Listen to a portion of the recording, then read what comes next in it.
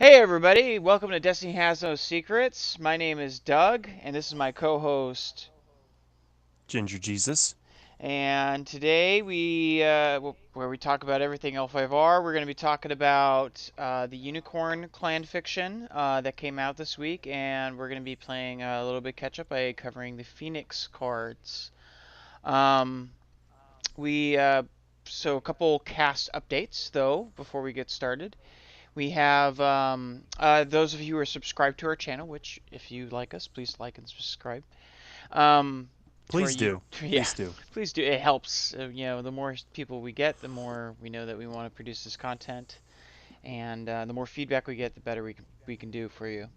But anyway, you might notice that there's some additional content on our channel that is not necessarily L5R in nature. And this is just mostly because we were experiencing large gaps in between our release schedules, and we want to produce something out there, and also see if there's anything else that people are interested in.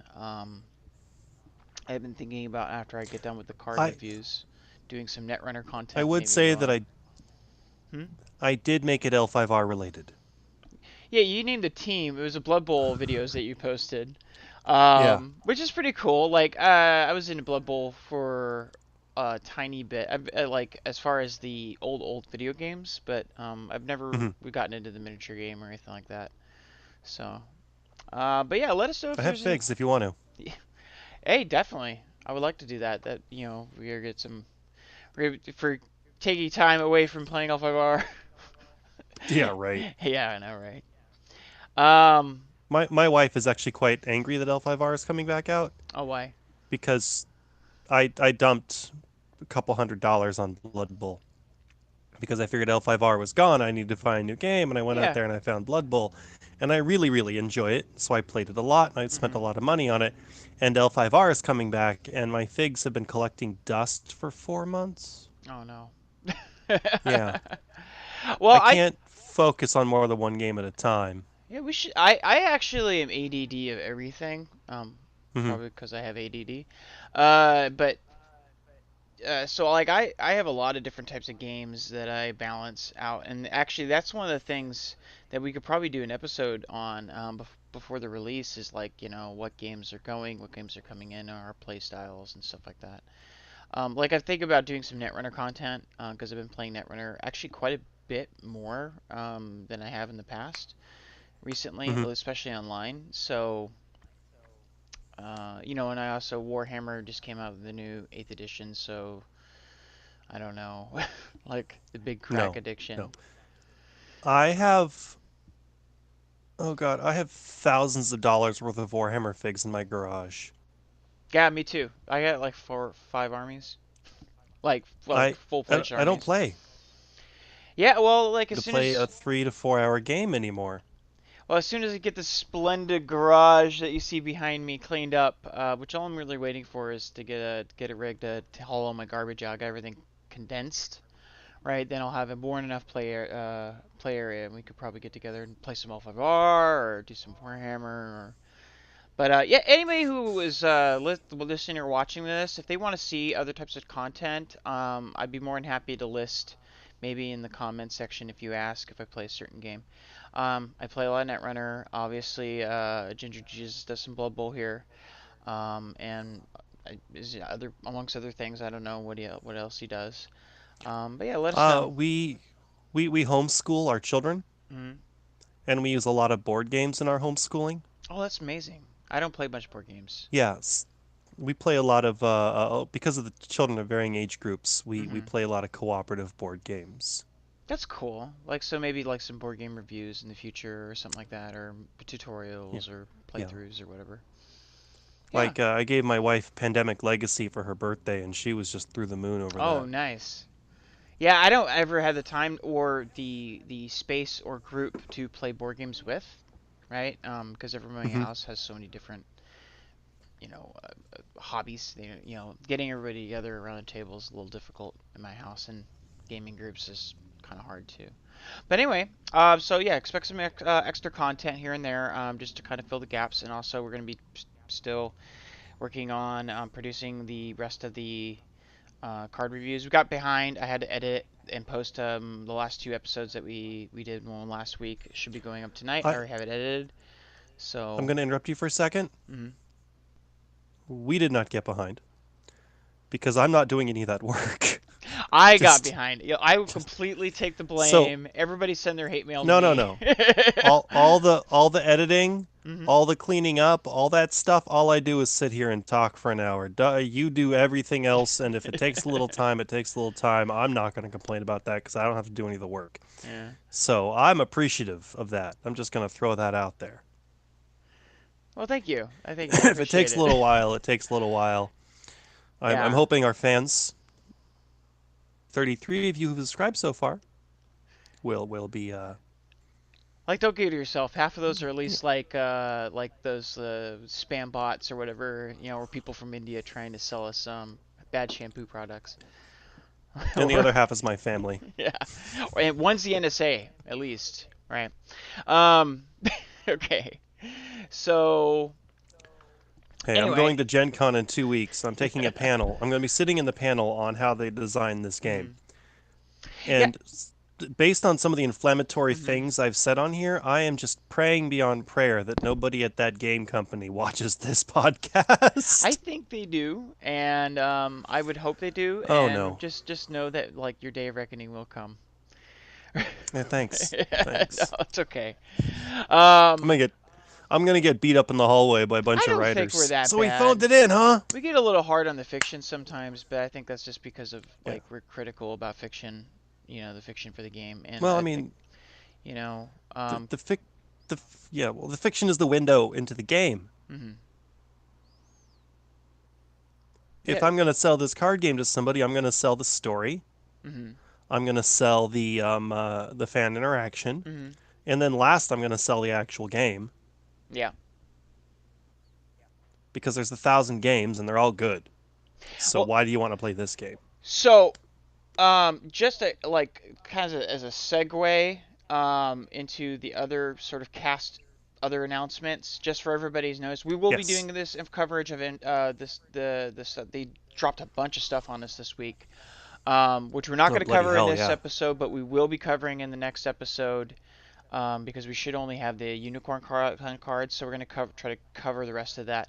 But they dropped first of all, for those people who are waiting on a rule book, we have rule books now. We have a learn to play guide and a the sort of index rule book, detailed definitions thing. The glossary. It's called a glossary.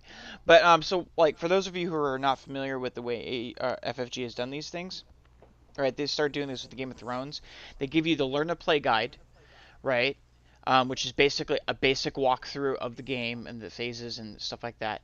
And then they give you a glossary with every single term and the rules effects and the phases and the nitty gritty detailed stuff for those rules monkeys out there. So it's meant to be taken one or the other. And you can find both for download on FFG's site. They do update them sometimes. I don't think they'll be updating. Hopefully, they won't be updating it before Gen Con in a significant way. But yeah, Yeah, I hope those not. those are available. So if anybody has any questions or wants to look up some rules or things that come up in the podcast, go ahead and look them up, or just look them up to learn, especially if you're going to Gen Con, because they will help you cut down on that. You only have like an hour of time to build a deck, and then you don't want to have to be learning the game and every single nuance of the game. Um, so yeah, try to look them up and follow that. And the other one they gave us was organized play, which we'll probably take up the bulk of next week's conversation. But just for right Yeah. now, it's pretty amazing. That's what I'll add. I did speak to one of our local gaming stores. He did sign up. Oh, awesome! Yeah, I was gonna try to get a hold of him. I hadn't had time. I got a hold of Mhm. the other gaming store, the other big gaming store that we have. Okay. Yeah. So, um, anyway, so moving on. Let's do the fiction first, because I think the fiction's pretty Yeah. concise and easy to do. There's a lot of stuff in here to talk about with the Phoenix. So, but with the unicorn fiction, so we have Curved Blades, which is the Unicorn Clan fiction for the week, and it's by Reese Sosby, which I was insanely pleased to see. I Uh, love Reese's work. Um, I do recognize that name from other L5R fictions in the past.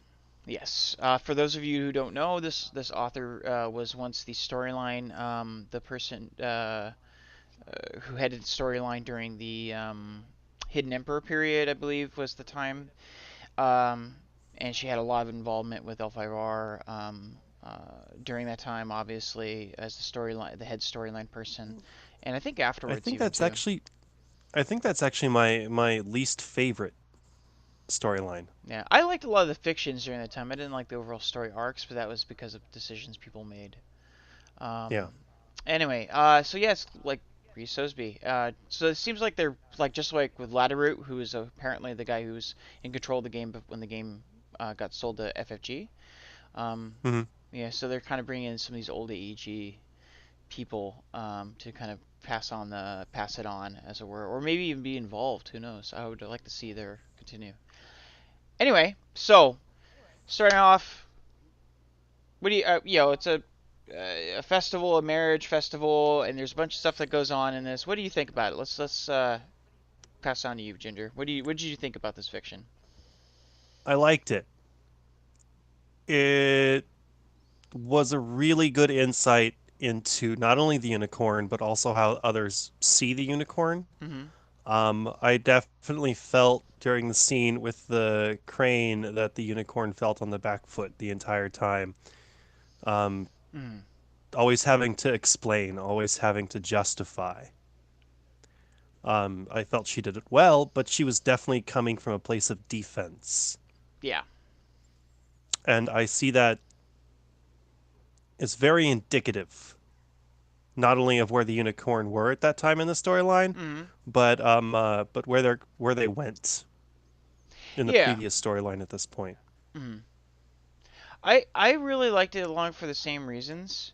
Um, well, first of all, like so, okay, I liked it because it was like your typical situation in a unicorn. This is a unicorn celebration for the marriage, and we got to Hmm. see this new champion, which was is new from the old fiction. At this point in time in the old fiction, it was Yokatsu that was the in a different storyline. So I'm glad to see that they're not going at least obviously right now with the same sort of shtick that they had at the beginning, Hmm. which really handicapped them. I felt. Um, I love the fact that they brought in the two things I like about it was the exposition, right? Because I've railed against that before, where they don't like have too much exposition, which even though it may seem like bad writing, is actually good writing for players getting into a game. And they did a lot of exposition. Hmm. Short Reed did a lot of exposition during the story. It did get a little tedious from a reading standpoint, but I liked it because it explained things like just directly out in the open. Here's what the unicorn are. Here's what they stand for.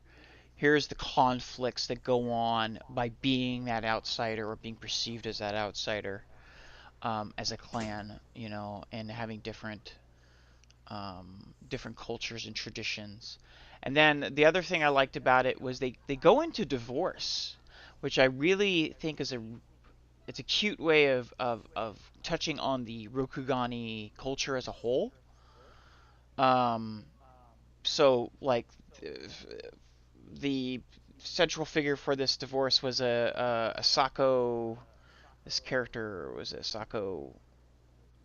I can't remember her name. Yeah, I read it Tuesday quickly. Yeah, I think it was a Sako Kari or something like that. Anyway, so it's a Phoenix Clan woman who was originally married to an Ikoma, right? And she had been divorced because Shinji Walt Tabs um, made an agreement with with the Lion Clan to seal a peace deal, and part of that agreement was marriage. But that was part of the agreement that came along because of the traditions of the Lion, I think the Akoma in specific, but the Lion Clan was to marry to seal the deal, to seal the pact, right?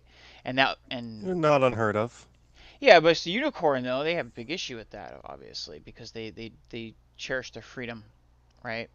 And so that's the big conflict, right? And this Phoenix Clan woman who was or she was originally Phoenix Clan, she's in Sako. Um, she was divorced from this Ikoma who was chosen to marry. Shinju Altab, right? And like I really think it's really cool because it shows like a couple different things. One, it shows the burdens of tradition and culture upon the family unit. You know, like what's expected of you in a like marriage is a very critical part of the Lion Clan's culture, and going so far as to seal the peace pacts by using marriage, like much like feudal Japan or even feudal Europe.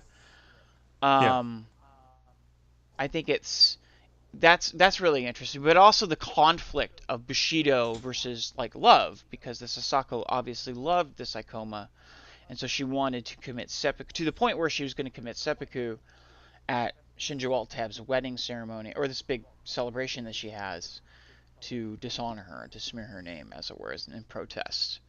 So I think it's just really interesting. There's a lot of aspects to this, the fact that she brought in divorce in this way, um, especially with the character and how she reacted, because she's very pragmatic. Whereas you have Atako Komoko, obviously the big name drop from the last storyline. She's all Yeah. brash and stuff, right? She's like, Hey, no, I love her. freedom. She like I kind of wish I played Unicorn just so I could play her more often. I liked the fact they made her the way they made her. I don't know if that's the way she. I don't remember too much from her from the original old school storyline, but she's Yeah, interesting. she was always pretty brash, very militaristic. I mean, she refused to take a husband because war was her husband. Oh wow. Yeah. Yeah, I remember. The only thing I Like remember from Otoko Komoko was she had some sort of love affair with or like love interest with the Matsu Akatoge. So yeah, but she refused to marry because she was a battle maiden and she didn't want to shirk her duty because of a man, or she didn't want to become a wife. yeah. Um, which makes complete sense for that family. Hmm. Yeah, those guys are crazy. Those ladies are crazy. The guys pretty mellow actually. If you read the fiction, all the otaku men are like pretty mellow guys, but all the women, man, Well, you haven't run nuts. into the moto yet too much. Like Yeah, the I'm moto waiting or on that the yeah. because I like the fact that they involved a significant difference in the culture, like because that mm-hmm, was they involved that in the old story at a later time. They brought in the moto emphasis and this more sort of Mongolian aesthetic, but they actually just like straight up, this is the unicorn. They involve it like an Arab aspect to it, with the scimitar and all these kind of like Mongolian sort of other than Japanese aesthetics, we really see portrayed, uh, expectedly from the unicorn, but like really well in this story. Um, just in general, like how the conflicts of even just using a well, curved blade over a straight sword is kind of a interesting thing that they talk about in this. well, they're cavalry. You always want a curved blade when you're on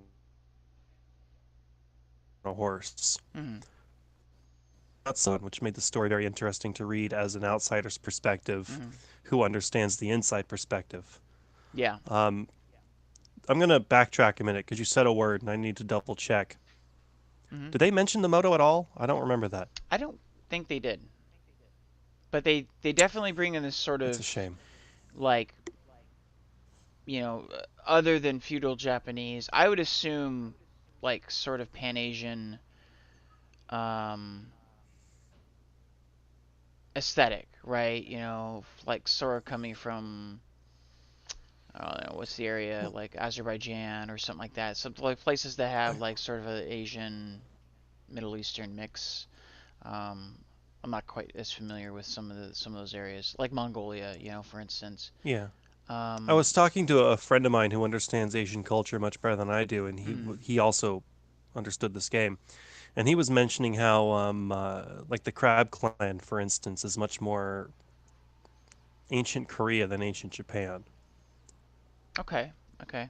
And meanwhile, the Dragon Clan is much more China over Japan. Hmm. The nuances are there, and Yeah. one of the reasons I really like the unicorn near the middle to the end of the last story is because you got Mongolia as opposed to Japan. It was a much more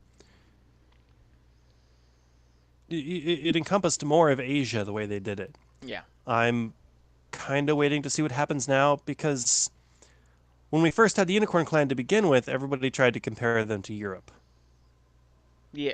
Oh, because they okay. traveled the world. Yeah. They found all these things. They found the Rokugani analog to Europe. They traveled there. They learned from them. They came back after traveling all over the Hmm. place. But I really would like to see them retake that pseudo Mongolian mantle. I really Yeah. feel like they found a place there because when you look at the ancient Mongolians, they were cavalry, they were Hmm. horse warriors, they were archers, they used the curved blades, they traveled all over the world. The Genghis Khan went all the way as Venice. I mean, for this clan with that Asian culture, Hmm. I want to see that again, That big as warlord type opposed of. to as opposed to what we got at the beginning Hmm. of the storyline last time. Yeah. I think it would be cool. They're not handicapped, or at least apparently they're not handicapped by the Kolat at the beginning, so We that'll be hope. good. We hope. Um, I mean, we didn't find out about that until what 2 years into the game. well, they haven't really laid the seeds for any clan to be significantly. I mean, like with the possible exception of the Scorpion, of any clan to really be super tanked, right? Because I think that's a pretty apparent thing that those are bad storyline ramifications that players didn't really have any say into, let alone like it just kind of crapped on the entire clan as per se. So I'm really interested to see where they go with the how they conflict because I mean they might be starting a war with the lion here soon, right? Depends on the because well Kota Totori is the champion now, so I mean that remains to be seen whether or not they'll fight or not. But yeah, it's pretty interesting. Like that she's just like, no, they gotta respect us because we're different. We're doing our clan role, right? We are here to be different and unique, Mm-hmm. and we do not obey necessarily every little tradition just because you think we should. Well, That also brings her contention with the Empire too, like the Emperor or Empress if there is ever one. yeah, their clan role is not very fitting to the rest of the Yeah, empire. that was their clan role we probably want causes. we want you to go out there and explore the world and come back with new stuff. And they come back with new stuff and everybody says, "Well, we didn't mean it. Yeah, I know. It's like really, come We on, guys. we we wanted you to come back and tell us how awesome we were. Yeah. How dare other cultures have anything better than us? What Yeah. is wrong with you?" Now, I want you to go out there again Mhm. and come back when you've figured it out. Yeah. I also think it's pretty interesting. I really hope they explore the potential of using this as a gateway without actually involving it of the outer world, what's outside the world. I know that we're going to keep it insular. We both kind of want to keep it, rotating around the seven clans and stuff like that for a while, and they're conflicting, milk all the potential opportunity that was missed in the last storyline with this period of time. But I think there's something to be said about using the unicorn as a representation. It's like, oh, this is what's going. This is where they learned this, and giving us some sort of explanation about what's going on Yeah. outside the world. I I do want to see the Naga return, though. Oh yeah, dude. Like if there's one faction I Yeah. want to see return even more, like even more in the Shadowlands. Like The I don't even know if Shadowlands gonna be a faction, but Naga need to return. hoping I'm hoping the Naga return Hmm. and I'm hoping the Nezumi return I can do less with and the build a Ratlings. Nezumi deck. I hate Ratlings. I Fuck don't Ratlings. care. I know, like I'm I just don't pissing care on. what you think. All right, every Ratling Don't player out there, like seriously, get over it. Like get over it. no. They're second class This from the guy who non-humans. plays Lion. All right, the original like non-human OG other than Shadowlands faction was the Naga. and they got Oh yeah. screwed. And then everybody was like, "Oh, let's just play Ratling." It's like, no, screw Ratlings. They're dumb. I'm tired of rat people in games. Like, really, what's the obsession?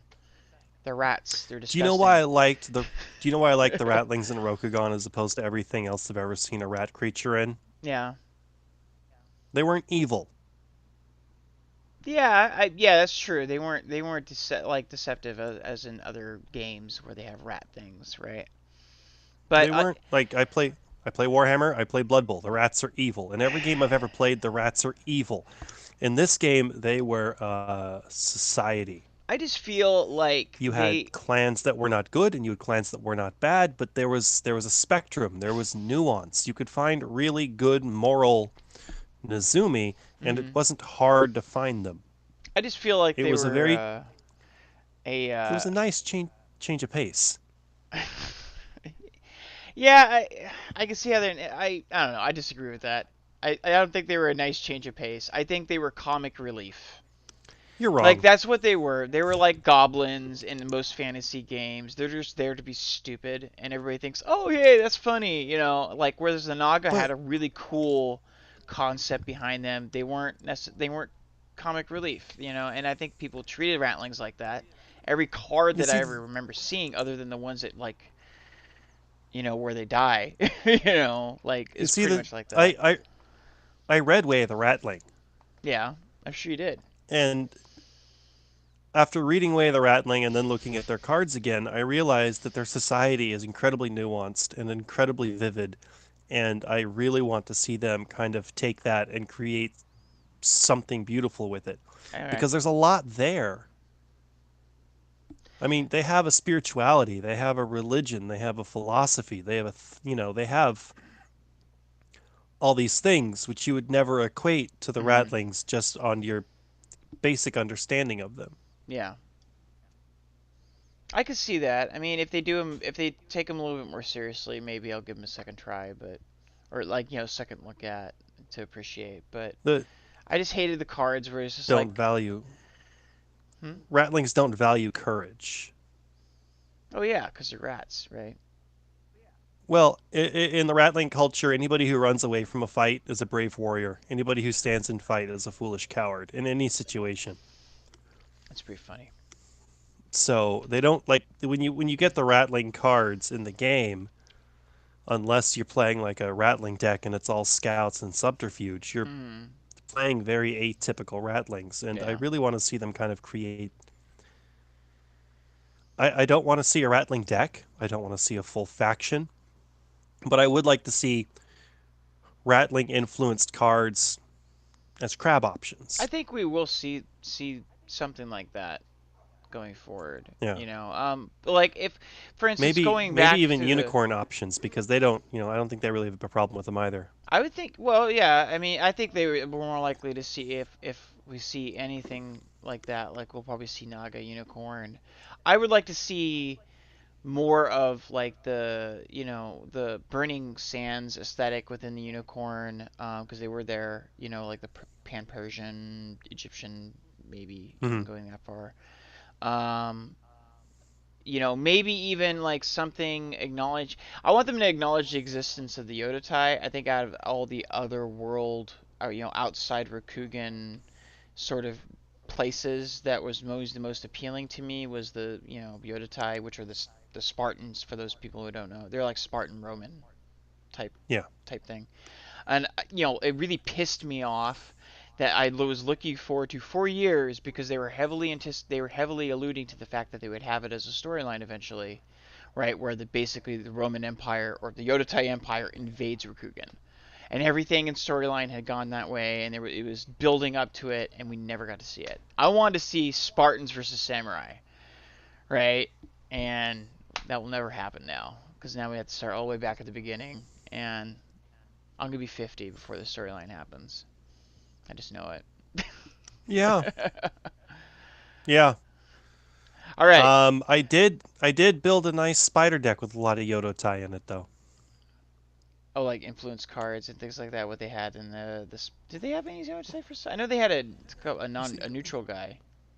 what I did is I found every Yodotai card I could find. So, 3 copies of 3 cards.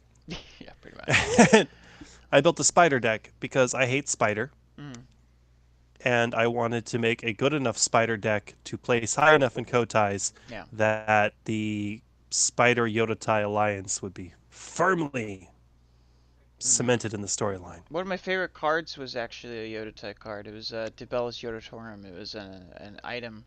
It was a promo item, so it was a little harder to get, and Hmm. it drew cards like it was an item that you could attach to a tactician to draw a card. It's pretty awesome. But anyway, Nice. we've gone. Woot. Gonna get back Sorry, at the it's been a station. long day. I was stuck in It's traffic for an fine. hour and a half because I had to drive by a military base. Yeah, that's great. Yeah. Let's just roll on back. All right, coming back Roll it to on the clan. back. So we like the story. There's not really much this more to say other than that. I think it's one of the better fictions. I have to place it probably. The Dragon's still my favorite. I can't help it. I think it's That's fine. only because of the exposition. Um, but the ending, the last line of the storyline was really cool. So I think it's like number two, probably. So Okay. anyway, going on. So last week we had the Phoenix Clan. All right. All right, you ready to I put your? looked over the cards they gave us, Yes. and maybe I'm missing something. Okay. I didn't see any solid themes. Okay. I'm pretty So sure I'm missing something. what the way they? So I'm Okay, go ahead. I'm afraid they're going to fall into the same pitfall of trying to make the Phoenix too many things at once. I think that there is a little bit of that going on here. So for those of you who haven't seen the article, so they address the article in two sections, well, three sections really. Masters of Elements, where they talk about their elemental sort of the cards that are keyed to specific elemental conditions or play with the rings.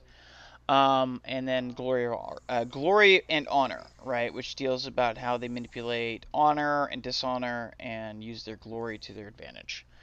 So beginning with the stronghold, like we have a Isawa Moro Seido, which is +2 stronghold strength.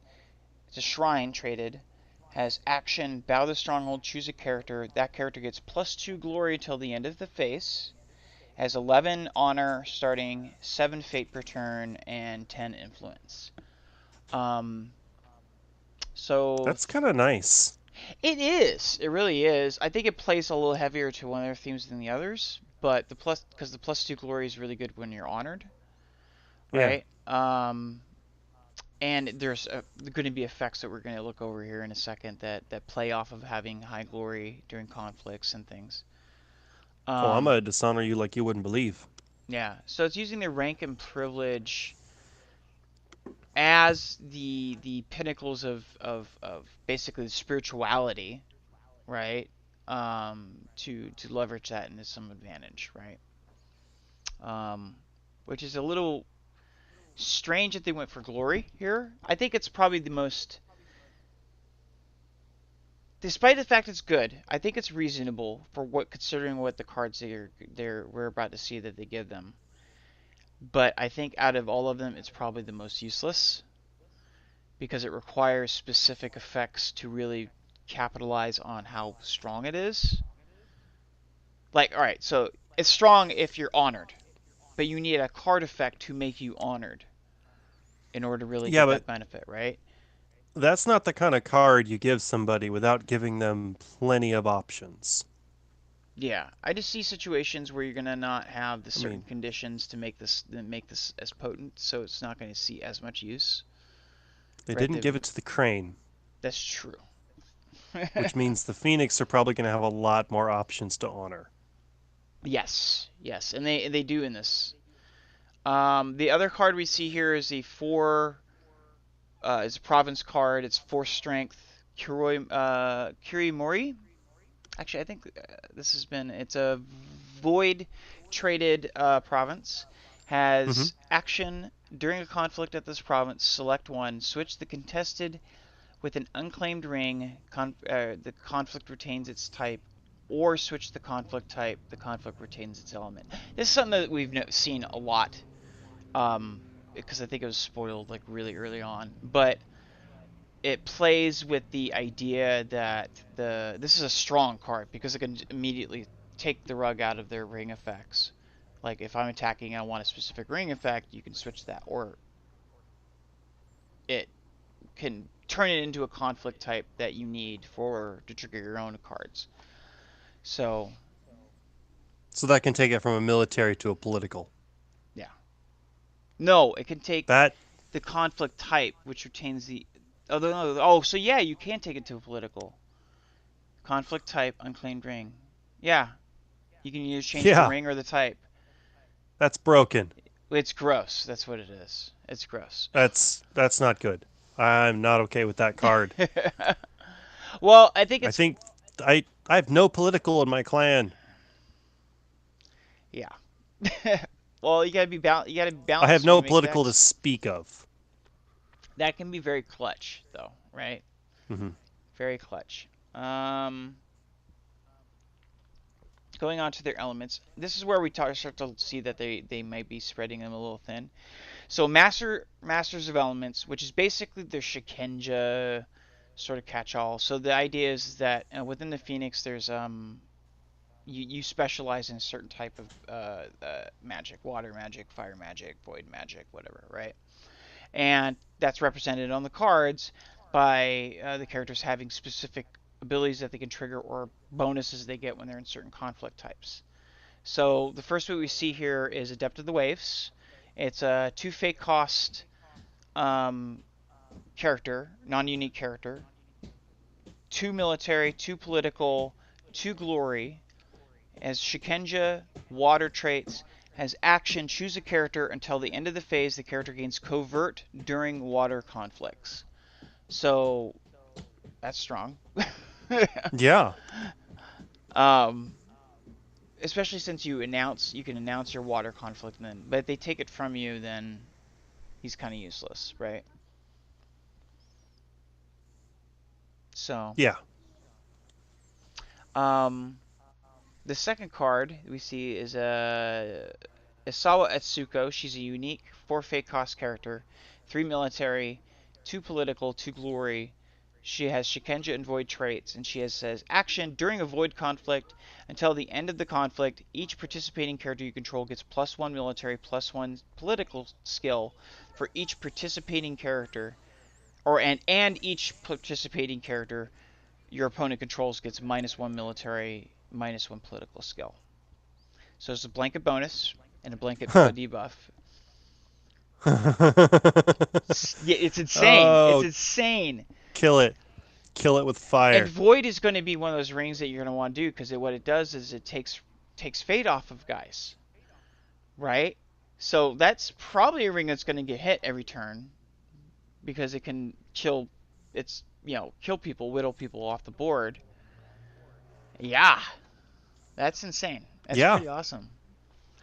Uh, we also have we have the Way of the Phoenix, which I probably should have mentioned first, but whatever. Eh, Zero fake cost event. maybe this time. Next time we do a Phoenix card review, do that one first. Well, yeah, it's in theory of Phoenix. We're kind of everywhere over the map here, right?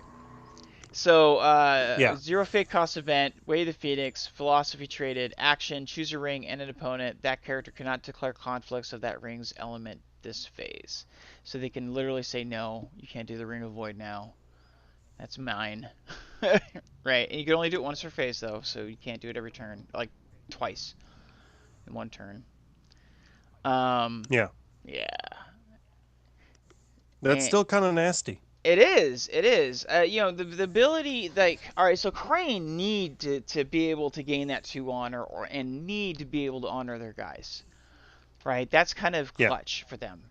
So the ability to say no, you can't do that this turn is extremely strong. But the problem with that is, though, Well, is go ahead.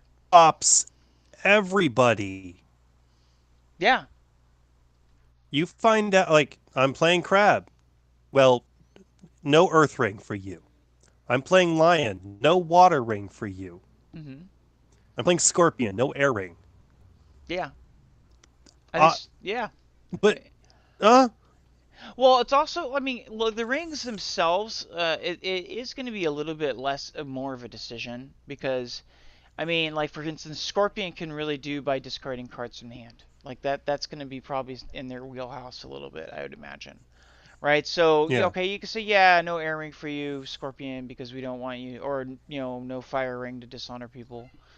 Um, that could be a thing, right? But there's other ring. That means that there's more likely going to declare another ring.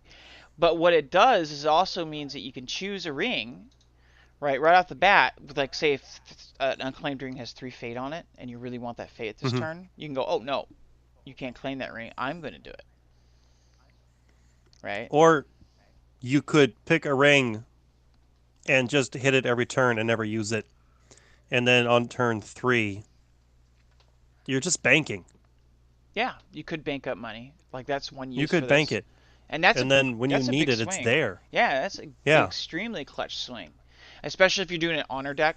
Like say you're racing somebody in honor, you can just deny them their ring for 3 turns, and then you swing in when you have initiative, right? And I mean, if you're you have to draw the obviously you have to draw the Way of the Phoenix or have 3 copies of Way of the Phoenix during the game, which in itself is a feat. But yeah, that is a potential line of play. Like for like 2 turns, that's pretty reasonable even. You Hmm. know. The last card we're gonna cover here in our Elemental Wheelhouse or Master of the Element Wheelhouse is Know the World. It's a 1 fate cost event. It's a spell and is void traded. So again, we're seeing spells in different categories, events, attachments, things like that. And it says action: switch a ring in your claimed pool with an unclaimed ring and gain all the fate on that ring. Retain the ring's conflict type. So this is pretty cool. I like this. Okay, it's turn 2. Mm-hmm. Nobody grabbed the water ring last turn. I stopped my opponent from grabbing the earth ring. Mm-hmm. They both have fate on them because I didn't let him touch it last turn. Mm-hmm. So this turn I take the water ring. I play that card again, keep the earth ring static. I take my 2 fate. I switch them out. Yeah, it's pretty good. Yeah. I didn't even need to do that. I just wanted the 4 fate. Yeah. I've got 4 fate. My only question is oh, actually before I continue, it is 3 influence too. I keep on forgetting to mention the influence values on these cards when they have them. It's Yeah. 3 influence. So my only question is, it says retain the ring's conflict type. Which ring is that referring to? Like like which ring? Like is retain? Is it the one that you're switching it out for, or the one you're gaining? Sounds like the first one. Okay. Huh, that's interesting. Like, yeah, it's just, like I'm sure there's obviously a reason why they put that there. It's just like confusing to me, like without knowing the nuances of the rules at this point. But I guess I'll have something to look up in the rule book, right? Yeah. Um, okay, so I'm going to be spending 4 days in a car with my family on the way to Gen Con. I know exactly yeah, what I'm reading the entire weekend. oh yeah, yeah. Not the So rule book, something else. I don't know. Bring a novel. so yeah, so as we're seeing, they have the ability to manipulate rings. They have characters that are specifically geared towards specific rings. I think it's large. This is not a new thing, honestly. Like the old game did this a lot. Similar sort of design, right? Quite a bit. And I think you're going to be pretty much limited to playing 2 to 3 elements in order to make this really effective. I mean, if you don't, you might be risking squeezing, spreading yourself out a little thin, card support wise. That's my take on it anyway. Like, how do you? Well, spreading themselves thin has always been the Phoenix's best skill. Yeah, it really That is. and that and falling to the Shadowlands. That's true. That's another skill they have. They're really good at that one. And getting their library Yeah. burned down is the third. Like, how many times the library has been burned? And we had it once in the story. So the story that we had. Um, Maybe they should buy a sprinkler system. I guess that's gonna be Get the some running water joke. spirits, something. I don't know. That's gonna be a running joke. Let's have something bad happen in the Phoenix. Burn down the libraries. Damn it. It must suck to be a librarian in the Phoenix Clan. Let me tell you. Um, Oh no, it's not so bad. What if you got a lot of late fees? yeah, I think the cards in here that are strongest are the ones that trigger directly off of Shikenja without being necessary key to an element. So I think if you by going with that bonus, like because going with too many rings at one time, like focus the decks on one or two rings. That will be hard in the beginning, but as time goes on, that should get easier because they'll probably release more cards, for those elements for Phoenix Clan. So, but yeah, I mean, it's one of those things. It's like they're really trying to play off these synergies, like having synergies between all like and using all these rings together. That's at least in my experience been very difficult to do. If you do it, awesome. I Yeah. don't look forward to playing you, but yeah, I Well, think you're not going to do it every time yeah, I think it's of the. because Hmm, the problem with those synergy decks is you have to build them correctly, mm-hmm, and then they have to shuffle correctly. yeah, yeah, You can build the best synergy deck in the world, but if all your bottom, you can't make all the connections. If you can't figure out how to make A, B, and C turn into D, you are SOL. yeah. Crab, lion, unicorn. I need 2 cards. And I don't even need those 2 cards. Yeah. I need half my deck does this, the other half does this. I don't care which half and which half I Hmm. get. I'm going to be able to do something. It's going to hurt you and you're going to want to kick me in the face. Yeah. It I don't need much. Exactly. But the crane, the dragon, and the scorpion and the phoenix especially, Hmm. the more cards I need, the harder it is to make my plays. Yeah, you want to keep your decks focused on doing a thing, right? And doing that thing. The more focused your deck is, I mean, the more focused your deck is, the more it will perform well for that thing, right? So that thing has to be able to win games for you. One. Which, like for the Adept of the Waves, for instance, yeah, he gains covert, and if he's honored, he's strong because he becomes a 4/4. But on his own, being a 2/2, not really that strong. He's covert, which is great, but not He's covert terribly great. if. Yeah, if it's a He's water ring. covert if. So If. yeah, and conditionally, like so Yeah. you got to be able to focus your decks and make sure that the whatever you're focusing on wins the games. And like the less focus you have, the more spread over the map, trying to do all these different things. Because if you're really going shooting for one or two rings, then you got to make sure that you're switching for the right ones. But it also makes it to where they're more rigid. So I think that's where they get the Shikenja, like a lot of the Shikenja support, just raw Shikenja support they have here. Like they Mhm. have the event that they have this event, Supernatural Storm, right? It's zero fate cost event. It's one influence value. Got that down. Spell, water, action. Choose a participating character. That character gets plus X military skill and plus X political skill to the end of the conflict. X is equal to the number of Shikenja characters you control. That's generic, and that's amazing, right? Because that could be up to 2 to 3 to 4 to 5, you know, bonuses, you know, Yeah. uh, and it's a lot less conditional because if you're building your deck, because that's basically if you're building and putting a lot of Shikenja in your deck, you should see a lot of them, right? And that will be a lot more reliable on you. It won't be all over the map. It doesn't care about what ring is what. Some of these rings, though, like switching the ring out for something, can be really clutch. I think those effects are probably the stronger of the two types of effects, Oh right? yeah. Anything that switches or manipulates the what ring we're playing with here, right, is really good. Well, Really anything good. that changes the battlefield after the fact is going to provide you with a very, very, Mm. very word. Very untenable. Yeah, anything that changes the battlefield artifacts can give you a great advantage. I apologize, everybody. I'm drinking juice today. I can't think. Yeah, there's no whiskey in your blood. Okay, so Yeah. as a segue in between these themes, they give us a card, Fearsome Mystic, right? Where they start to go into manipulating glory and using things off of Hmm. glory.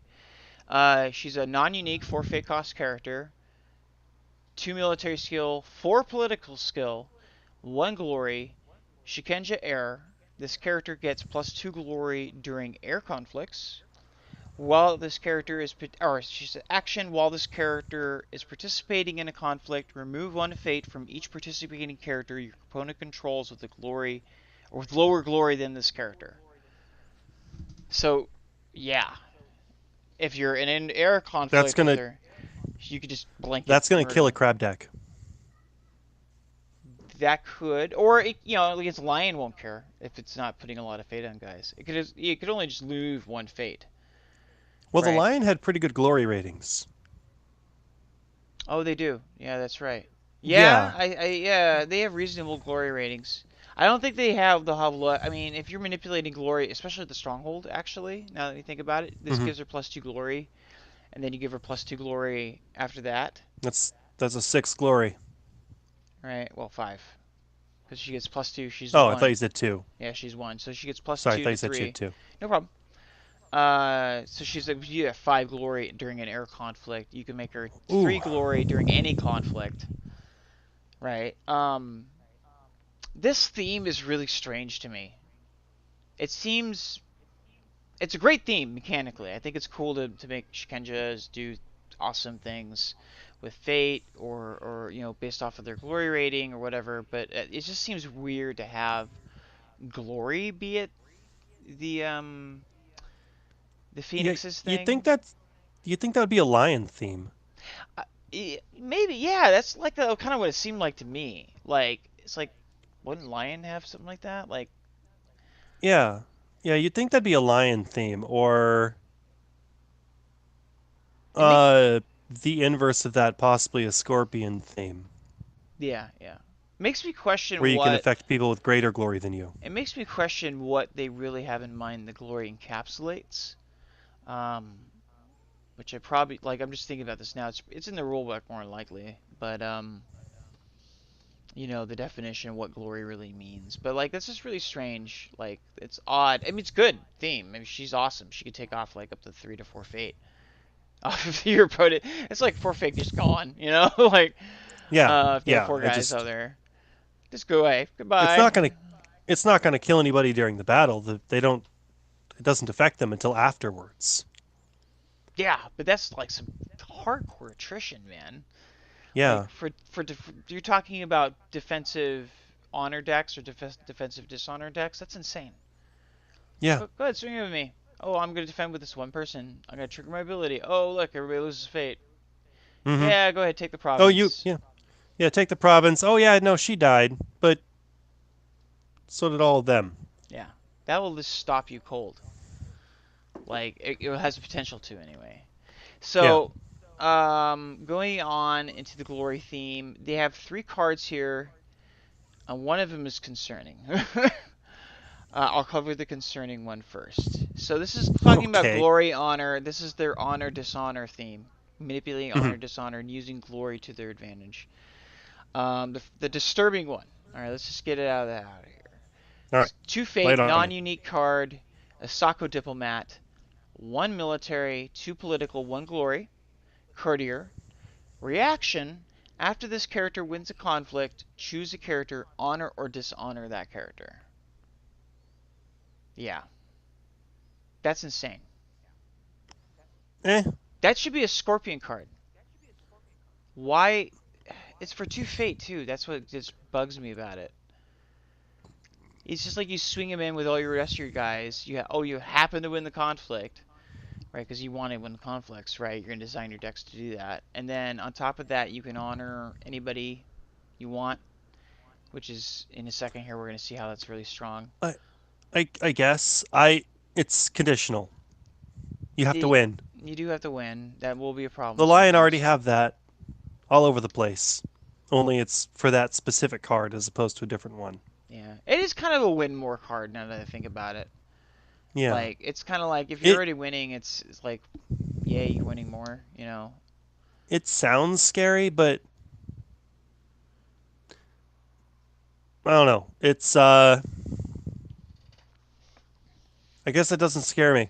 It doesn't actually do anything I'll to just help kill you. him. Yeah, it doesn't help you actually win the game.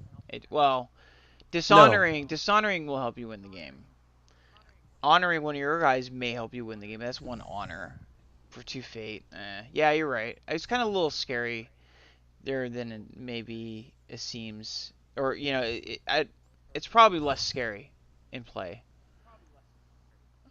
Still, like Or a lot more scary than I think. maybe I don't know.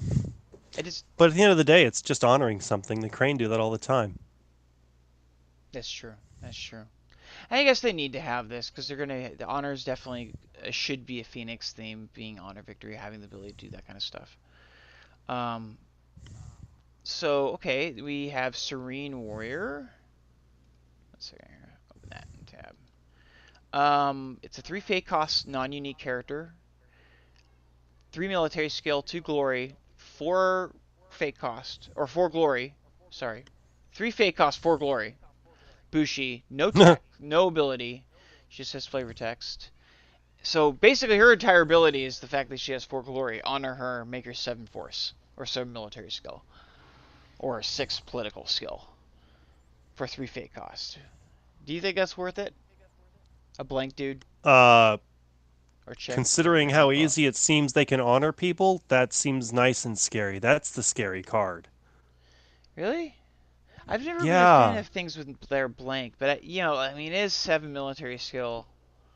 7 military skill is not blank. That's 7 bloody military. Yeah, that's true. That's more military than most That's as champions. much as Casada right Yeah. there. Yeah, and you're Which paying 5 means fate so cost for long as him. he's honored, he can go toe to toe with Kasada? What? Yeah, it has this equal amount. That's insane. Yeah, I guess that's That's pretty good. that scares me more than the other card. Yeah, probably is worth 3 fate. At least for like this is a character I probably wouldn't put too much fate on though. I'd probably just put one maybe even no fate on him. Bring him out there, honor him in whatever way I can, and then swing him in to do their job and then get rid of him. Yeah. It's not a character I would like to keep around because I would like to keep actions around. I like actions. Hmm. I'm a big fan of that. They also have our control card. So we know they got pacifism, right? To deal with military stuff. So it's a 0 fate cost attachment called Magnificent Komodo. And it's +0 military, +1 political. Attached character gains pride. After the character wins a conflict, honor it. After a character loses a conflict, dishonor. I see this more as a control card. Because you can dishonor characters with it, but you can honor your character, honor your own characters if you're in a beatdown advantage. Like if you're the beatdown, you attach this to him, you can honor him and win the next conflict or whatever. Um, Yeah, put that on the last guy. yeah, I see a little bit better for control. It's one. I forgot it again. One influence cost. Here's here's my question. If I was to put this on Hmm. a character with a dash military skill,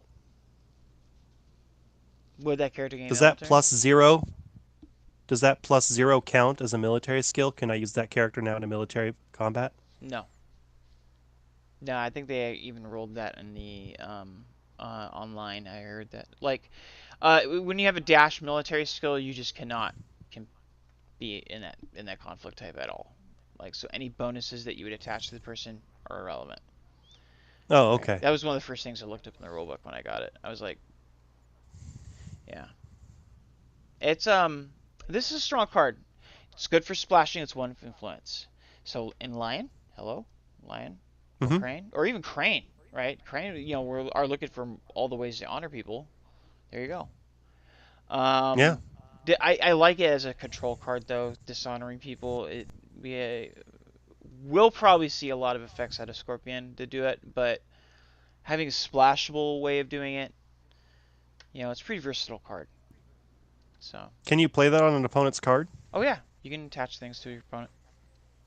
Oh, wow. Yeah. So there's a little learning curve because of the way FFG games write their rules. You know what I mean? Typically, yeah. All right, so you ready for the big baddie, the big Lay it on champion? me. All right, let's do it. Shiba Sukune. Where are you, Shiba Sukune? All right. Unique. 5 fate cost. Mm-hmm.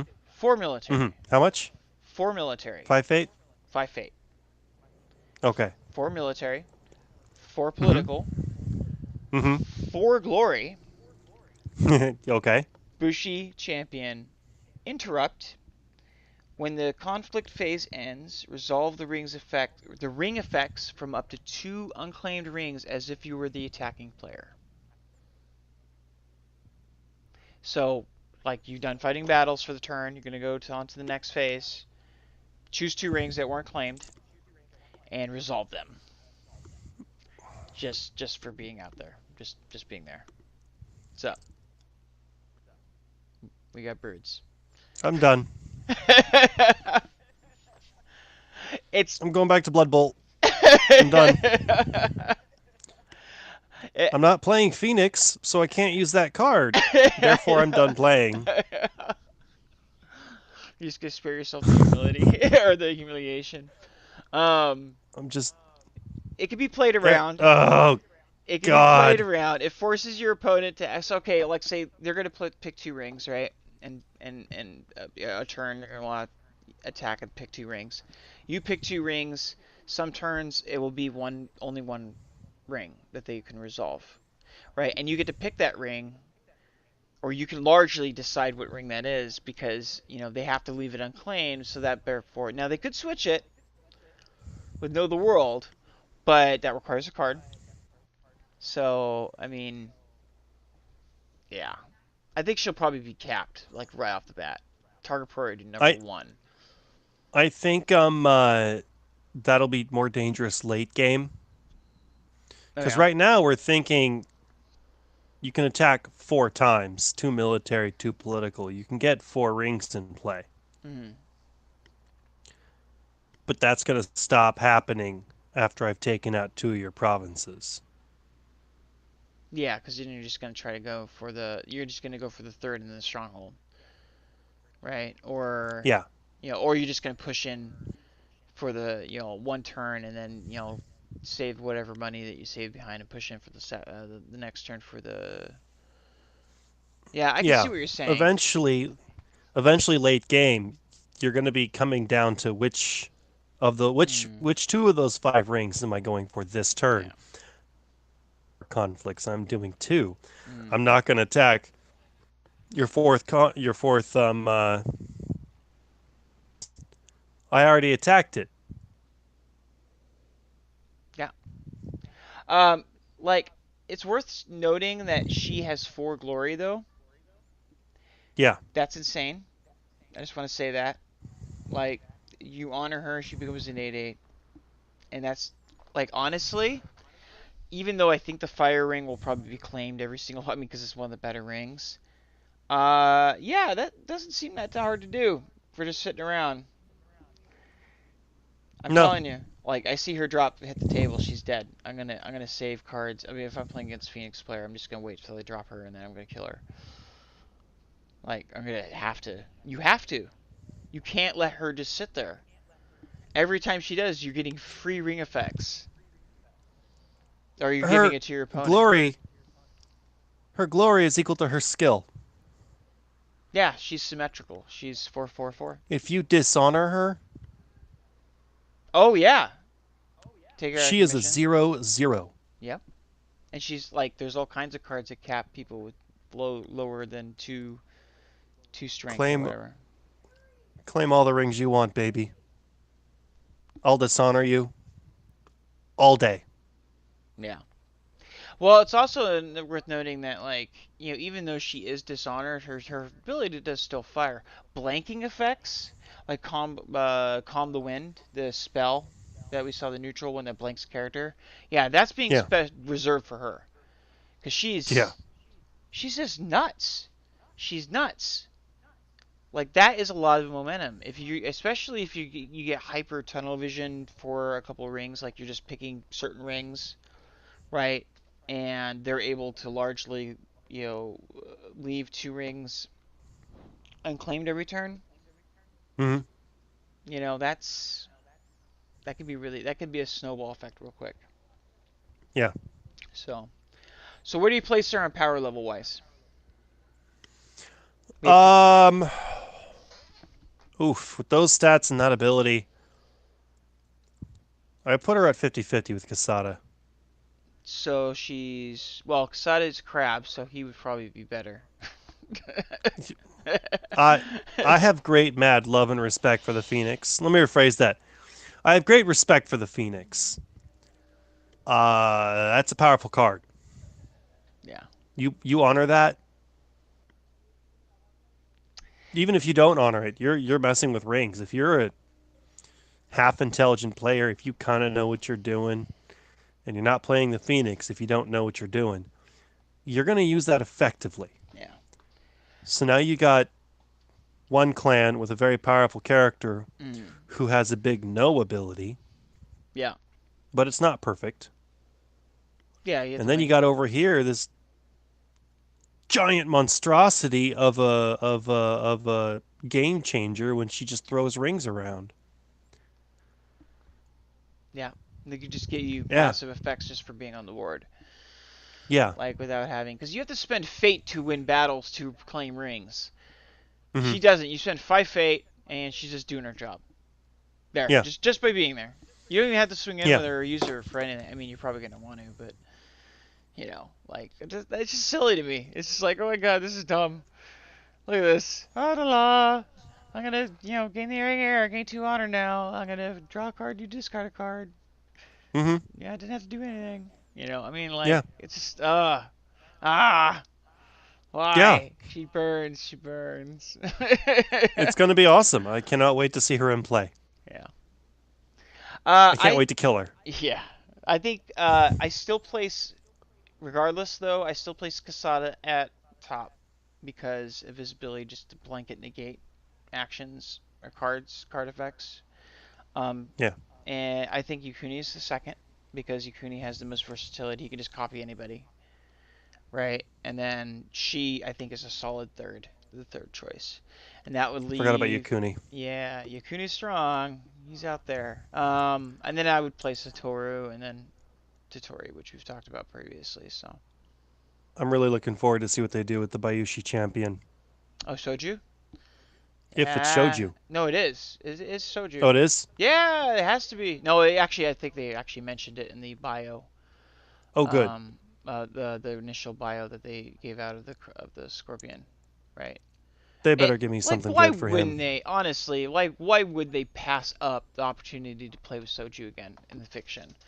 Because he had no time in the original storyline, none. He was only in the role playing game. They came had his corpse or something like that. They need to play with Ah, Soju. ah, ah, ah. The Or Scorpion Clan coup set. yeah, well, yeah. I mean, you had the The card. prequel set that came out after Day of Thunder, Mm, where Yakuni was a. I have attacked. mm-hmm. I am attacking you. Yeah, I am now going to take the Fate card in Province 2 and Province 4, and I'm going to swap them. yeah. Was that Yukuni's ability or no? Soju's switched hands. That was show. Oh, that was switch hands. Yeah, he switched your Who you got could to do switch the your other fate one? hands. Yeah, I Okay, never remember mind. that I don't because remember I it. the only reason why I remember that is because I had a Scorpion deck that I was playing somebody. I was playing somebody a game and he swung into me for the last province. It was down to one province, right? Hmm. And all I had on board was Soju and stupid martyr guy, the 02 martyr guy or whatever. right? Tengen. Yeah. And I don't remember how it exactly worked out, but I remember switching the dude's hand, or like playing all my cards, and then switching the dude's hand. He was playing a dueling deck of some sort, and then basically dueling and dueling him to death, like with his own cards, and then using the martyr for something. Like I think I swapped him out and played like Deadly Ground or Encircle Terrain or something like that. Basically, I Yeah. won with one character and the martyr. Martyr character. Like Soju and the martyr just Don't took it home for me.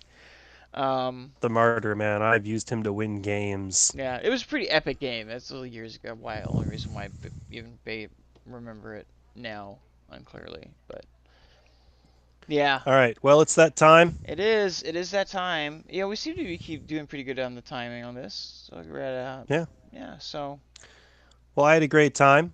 I had one good one too. So closing stuff. Go ahead and like and subscribe if you like our content. Want to see more? Please make sure to join our Discord, where we can take content. Like I keep on mentioning that because we have like 2 or 3 people in there, but I would like to have more so we can have conversations during the week about what to talk about for the episodes and what kind of content.